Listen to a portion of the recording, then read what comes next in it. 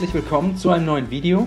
Heute zeige ich euch ein einfaches und leckeres Fischrezept, und zwar kochen wir heute einen Erbsen-Kartoffelstampf und dazu gibt es in der Pfanne gebratene Kabeljaufilets.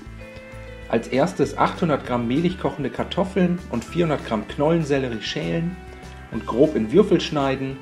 Kartoffeln und Sellerie anschließend in einem Topf knapp mit Salzwasser bedecken, dann zum Kochen bringen und sobald es köchelt, ca. 15 Minuten mit geschlossenem Deckel und reduzierter Hitze fertig garen.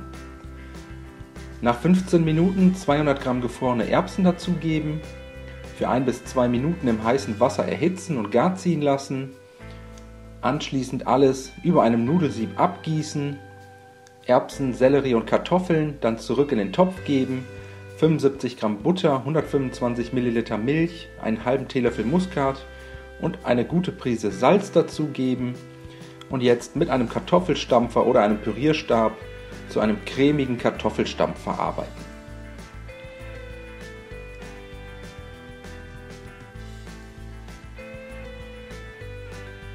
Den fertigen Erbsen-Kartoffelstampf danach abgedeckt zur Seite stellen, und wenn das erledigt ist, müssen wir nur noch den Fisch anbraten. Dafür alle Filets zunächst einmal in etwas Mehl wenden, dann eine Pfanne mit einem guten Schuss Öl erhitzen, die Kabeljauffilets in die Pfanne geben und bei mittlerer Hitze je Seite ca. 2 Minuten leicht braun anbraten. Nach 2 Minuten die Filets einmal wenden und jetzt für den Geschmack noch eine kleine Flocke Butter mit in die Pfanne geben und den Fisch für weitere 2 Minuten zu Ende braten.